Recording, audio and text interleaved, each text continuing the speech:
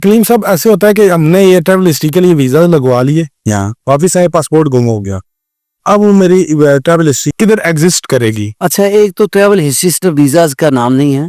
एक तो अगर आपने कहीं पे भी आपने ट्रैवल किया है तो आपके पास उसकी फोटो कापीज तो होंगी ना। आपने वो स्कैन तो किया है ना पासपोर्ट, तो आप जब भी किसी और मुल्क का वीज़ा अप्लाई करेंगे, पासपोर्ट बेशक आप पर होंगे हैं, आपको अपने वीज़ा जो है वहाँ के PDF में पड़े हुए हैं या स्कैन किए हुए हैं, तो आप वो साथ लगा सकते हैं। आपकी ट्रैवल हिस्ट्री जो है एग्जिस्ट करेगी। क्योंकि अगर किसी ने आपकी वेरिफिकेशन भी करनी है किसी एम्बेसी ने कि ये कई मुल्कों में गया हुआ है या नहीं गया हुआ है, जिसका ये दावा कर रहा है, तो वो एआटा को वेरीफाई कर लेंगे। एआटा का मतलब है इंटरनेशनल एयर ट्रैवल एजेंसी।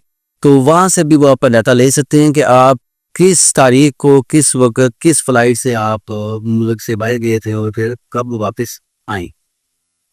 बिल्कुल ठीक, यानी कि आपके पासपोर्ट गुम होने से या खत्म होने से, एक्सपायर होने से वो खत्म नहीं होगा। नहीं, वो क्यों खत्म हो? बिल्कुल ठीक।